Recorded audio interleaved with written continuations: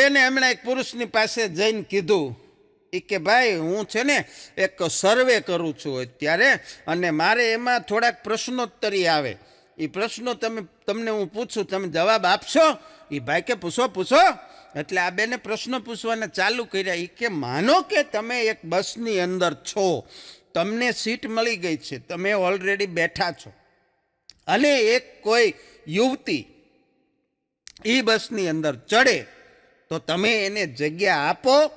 તમારી સીટ છોડીને એને બેસવાનું કયો? ઓલા ભાઈ કે ન કહો.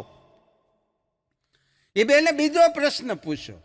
એ કે માની લ્યો કે એ યુવતી છે, એની જગ્યાએ એક ગર્ભવતી મહિલા છે, કોઈ પ્રેગ્નન્ટ સ્ત્રી છે, શું આવી પરિસ્થિતિમાં તમે તમારી સીટ છોડી દો? ઓલો કે ન દો.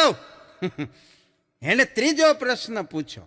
એ કે માની લ્યો કે એ જગ્યાએ કોઈ વૃદ્ધ સ્ત્રી છે, માજી છે, મોટી ઉંમરના બેન, તો તમે તમારી સીટ આપો? ઓલો કે ન આપો. 3 વખત ના પાડીને ઓલા બેનનો મગજ વયો ગયો. એ કે તમારામાં કોઈ સ્ત્રી દાક્ષિણ્ય જેવી કોઈ ભાવના જ નથી. તમે 1 નંબરના સ્વાર્થી પુરુષ છો. દુનિયાના બધા પુરુષો આવા જ હોય છે. તમે ખૂબ સેલ્ફિશ છો. ઓલો ભાઈ કે બેન ઊભી રે, મારી વાત તો સાંભળ, હું ડ્રાઈવર છું, હું સીટ આપી દઉં તો થાય હું. પણ બહુ મજાની વાત એ છે, જેના જીવનમાંથી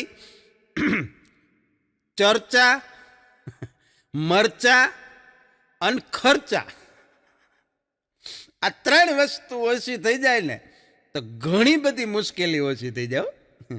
કારણ કે 3ય દુઃખદાયક છે. હા, પણ અગલો એક દી મને કહેતો હતો, મને કે ભાઈ આ દુનિયામાં અત્યારે મારાથી મહાન માણસ બીજું કોઈ છે જ નહીં. મેં કીધું બહુ સારી છે, આવી જ વિચારધારા રાખજે. બીજા કોઈ આપણને કે ન કે, પણ આપણે મનથી એવું માનવાનું. હા, પણ સંઘર્ષ કરવાનું તમે પપ્પા પાસેથી શીખો. બાપ છે એની પાસેથી સંઘર્ષ કરવાનું શીખો. સંસ્કાર છે એ માતા પાસેથી શીખો. સંઘર્ષ પિતા પાસેથી, સંસ્કાર માતા પાસેથી. બાકી કસરાન પોતાન કપડાં ધોતા તો ઘરવાળી શીખવાડી દેશે. એના ક્યાંય ક્લાસ નહીં કરવા.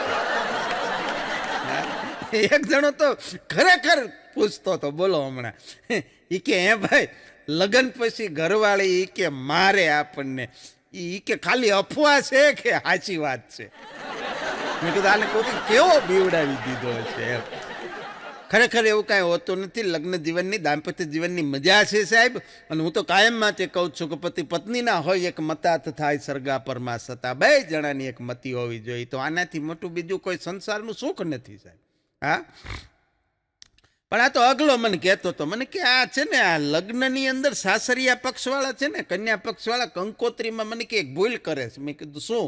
મને કે એણે નીચે છે ને આખી કંકોત્રી પૂરી થાય ને નીચે ઓલી ફૂદડી કરી અને ઓલા મ્યુચ્યુઅલ ફંડવાળાની જાહેરાત નથી આવતી? મેં કીધું હા. મને કે એની જેમ ઝીણા અક્ષરે લખવું જોઈએ. મેં કીધું શું લખવું જોઈએ? મને કે એને લખવું જોઈએ કે આ કાર્ય કરવામાં જોખમ છે, સાવચેતીથી આગળ વધો.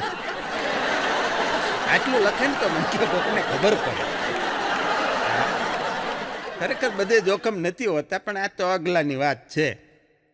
હા, જૂના સમયમાં સાથે ભણતા હતા એવા બધા જૂના વર્ગના મિત્રો બધા એક જગ્યાએ ભેગા થયા. ભણતા હતા બધા સ્કૂલમાં સાથે, પછી બધા ઘણા વર્ષો પછી ગેટ ટુગેધર કાર્યક્રમ રાખેલો ને બધા ભેગા થયા.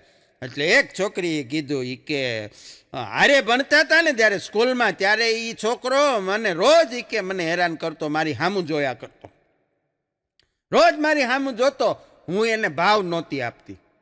હા, પણ અત્યારે એ કે ડૉક્ટર બની ગયો છે અને હું બીમાર પડું ને તો હું એને દવાખાને જાઉં ને તો મને જોવાના 500 લે છે. આ તો સમયની વાત છે. સમય બલવાન હૈ નહીં પુરુષ બલવાન, કાબે અર્જુન લૂંટ્યો ને ઓહી ધનુષ હોય બાણ. ત્યારે તમે ભાવ નહોતા આપતા, ત્યારે તમારો સમય હતો, આજે એનો સમય છે.